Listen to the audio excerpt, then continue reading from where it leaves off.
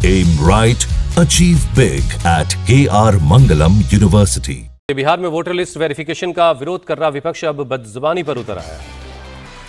RJD नेता तेजस्वी यादव ने चुनाव आयोग के एसआईआर अभियान पर निशाना साधते हुए आयोग के सूत्रों को लेकर विवादित बयान दे दिया।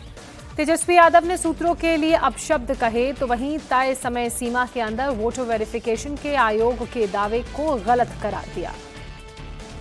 तेजस्वी यादव ने कहा, अभी हमारा फॉर्म तक जमा नहीं हुआ, ऐसे में 80% फॉर्म अपलोड किए जाने का दावा गलत है।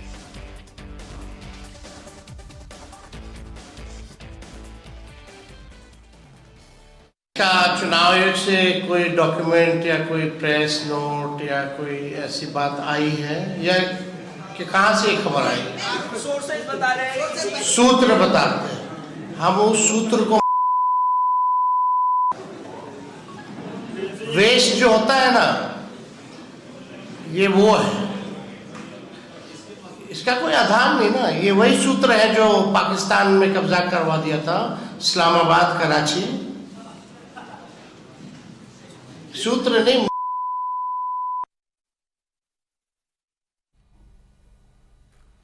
चुनाव आयोग के सूत्र को लेकर तेजस्वी यादव के बिगड़े बोल पर जेडीयू ने पलटवार किया। जेडीयू प्रवक्ता नीरज कुमार ने कहा कि तेजस्वी यादव के ज्ञान में कमी है।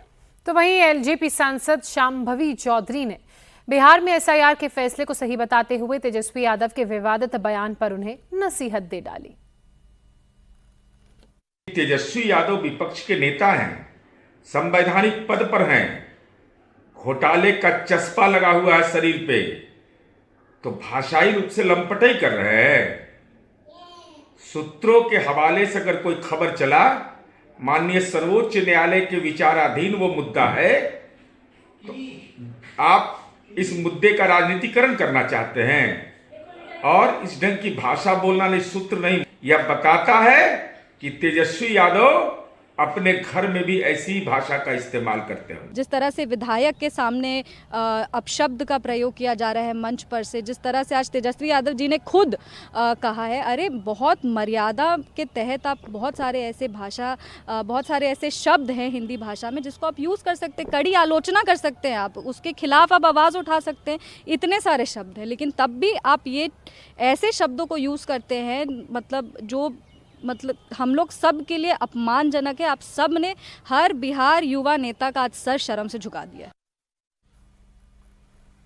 बिहार में वोटर लिस्ट में दूसरे देशों के नागरिकों के नाम होने के सवाल पर जनसुराज के नेता प्रशांत किशोर और वीआईपी पार्टी के नेता मुकेश सहनी ने नीतीश सरकार पर निशाना साधा कि अगर ये लोग बिहार में आके रह रहे हैं तो बिहार में तो भाजपा की, नीतीश की ही सरकार है। ये लोग कैसे रह रहे हैं, पुलिस प्रशासन क्या कर रहा है, ये भी चिंता का बात है। और कहीं ना कहीं नीतीश सरकार को जवाब देना चाहिए कि इतने लोग, जो इलेक्शन कमीशन कह रहा है, सरकार की संस्था कह रही है, सरकार की संवैधानिक संस्था कह रही है कि बहुत सारे नेपाली, बांग्लादेशी यहाँ पर आके रह रहे हैं और उन्होंने इलेक्टोरल रोल में बजाता अपना नाम लिखवाया है।